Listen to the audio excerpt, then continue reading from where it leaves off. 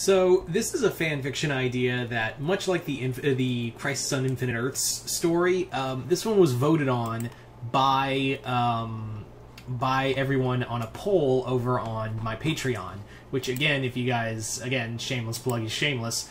If you guys are want to see some exclusive content and videos over on Patreon, go hit the link below to my Patreon.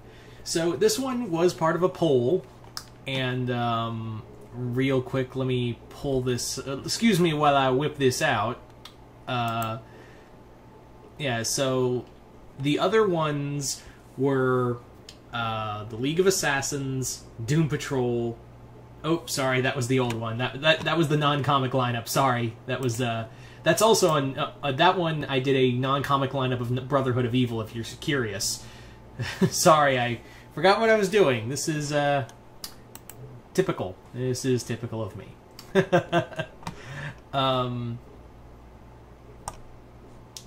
Yeah. So the next, the other stories. Okay, here it is. The other stories were Identity Crisis, New Frontier, Marvel's Inferno, and Secret War. Not Secret Wars. So, but No Man's Land won by 1 vote, and it beat out Identity Crisis by 1 vote. So here we are, which I kind of figured it would. Like, it's a seminal Batman story. It's like a very well-known Batman-centric event. So I kind of figured it was going to get a hand in it. But I was surprised that it did have like a close competition with both Identity Crisis and New Frontier. So let's dive into this. So even though it is like a kind of a cartoon version of this, I am going to center around a single character, that being Ladybug. So yeah, Ladybug, No Man's Land. So the story basically starts out is that it's just a normal day in Paris, and Ladybug's just like, oh, I'm just having, it's just me being me, Marinette being the hero of Paris, and I'm going to continue to be the best Ladybug I can be. And then no sooner does she think that, does an earthquake rock, like a big one, like a big earthquake rock Paris. And yeah, now for those who are unaware, this country of France is not built on any fault lines, and their buildings are not constructed for dealing with earthquakes, as opposed to other countries like here in the U.S.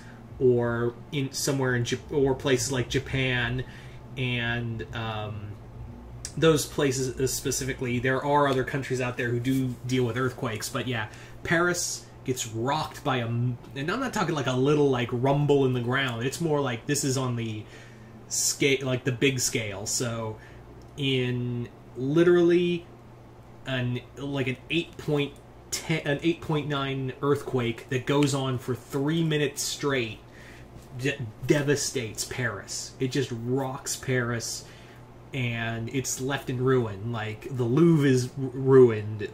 The Eiffel Tower is like bent over. The Notre Dame is just gone. So the city is just wrecked. And of course, the heroes of Paris are already like in crisis mode because first off, they don't know how this happened, because like their first assumption was Hawkmoth maybe created a villain and it created the earthquake. But yeah, that doesn't matter right now, because like Ladybug's her first thought is, we gotta go find the villain and stop him. Cat Noir's like, no, we gotta go save people. There are people dying right now. I know there's like, I'm not saying like we don't go look for a villain, but like we need to save Parisians. We need to save the people first before doing anything else. So yeah, so Cat Noir does have a voice of reason, is the voice of reason here. Something you wouldn't see in the show. So all the miraculous heroes are called together, and they're all on like crisis mode as they're trying to like gather and save people. And then it's just like a traumatizing event for the young heroes, because they're like seeing people, like they're finding bodies like crushed underground, or people dying from carbon monoxide, or yeah, it's just total chaos. And they still don't understand, how did a country with no fault lines get wrecked by an earthquake for a good amount of time. And then, while Marinette is still under the assumption that this is still Hawkmoth's doing, is like, yeah. Meanwhile, the city of Paris is justifiably pissed off at all of this, because they're like, yeah, this shit is, you know, Mayor Bourgeois, you gotta handle this. And the Prime Minister of Paris is like, oh, well, we'll send help. You know, the French military shows up to assist in, you know, cleaning duties, and the UN also wishes to have a hand in aiding the crisis. But it becomes very clear that it becomes a no man's land. It becomes literally like Paris is like very far gone, and there's a reason for that. Like a little bit later into the cleanup of it, villains arrive, and I'm not talking people like people falling into despair and being taken over. What happens is that villains from across the world all show up and converge on Paris and take it over. Like, there's no form of government, there's no anything to there's nothing that can really stop them. Like, Black Hat is like leading the charge, and he's just like, so here's the deal, Paris is ours now. We're going to make Paris we're going to make Paris into a paradise for villains. So yeah, they more or less move in, kick the military out, drive the heroes into hiding, and essentially villains from all over are setting up like territories throughout Paris. And yeah, they're all just like, yeah, it's ours now. We are like, it's Black Hat basically declares Paris a city of villains. It's no longer the city of life and, you know, lights and love. It's the city of evil. And anyone who's in here is going to follow our rules. Being a hero is going to get you killed. And yeah, he's also, Ladybug at this point is like, okay, so it was Black Hat who maybe he created like some kind of earthquake machine or something, so so he has to be the one to stop him. And sure enough, and that's not the case, because when Ladybug basically corners him, like she gets a hand on him, or rather she confronts Black Hat, he's like, I didn't do this, I just took care of a good opportunity, you know. I just took a opportunity, and a bunch of other villains and me got together and were like, yeah, we're just going to move in. Like, this is going to be ours now. And they're like, and then Black Hat reveals, it wasn't us who did this, it was your own people who did this. Like, essentially what it was that the French military was testing out a new form of weaponry that would be able to simulate earthquakes in case of, like, a war with another superpower. And they were testing that weapon, not in Paris specifically, but they were testing it, like, in the outskirts of Paris. And, like, they just wanted to have... It wasn't even meant to be, like, as big as it was. They just wanted to have, like, a quick rumble. Like, oh, okay, ooh. You know, people like, oh, what's that? Like, just enough to, like, not knock over buildings or anything, just to be like, oh, what was that? Oh, the thing works. Now we can test it somewhere else.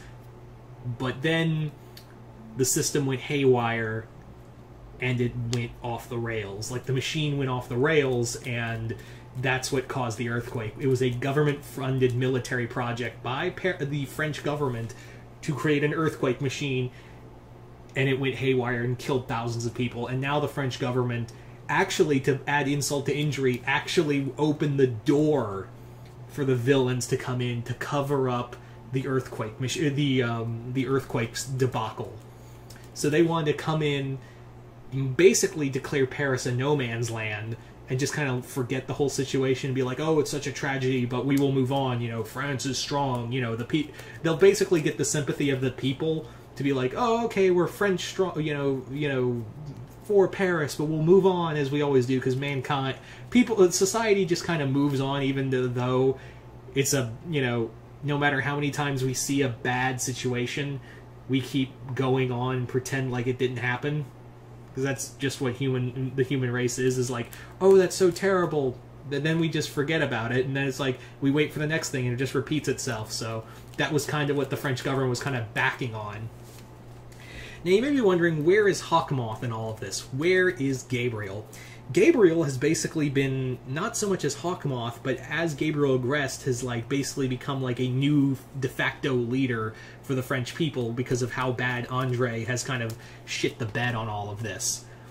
Granted, it's not his fault that the city has kind of been the city has been abandoned by the French people, but like he didn't know how to respond properly. So basically, Gabriel has now like taken up the reins and is like, people are now following Gabriel, which is exactly what he wants in like a quest for power and more despair and all of that, so you can create new villains to help and get his end game. But in order to do that, he has to kind of kick Black Hat and the other villains out, and he's not with them because he thinks they don't belong here, and they're kind of messing up his plans to get back with his wife. So yeah,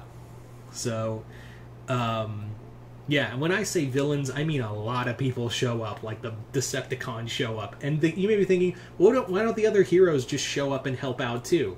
The reason is because the French government's keeping them out. Like, they're just keeping them... The French government's kind of blackballing every hero that wants to help and stop the villains. They're like, no, they're too strong, and we will handle this ourselves. Like, the great Ladybug and Cat Noir and all the miraculous heroes will stop, will save the day and all that. Yeah, so there's your story. By the end of it, like, Ladybug gets the truth out.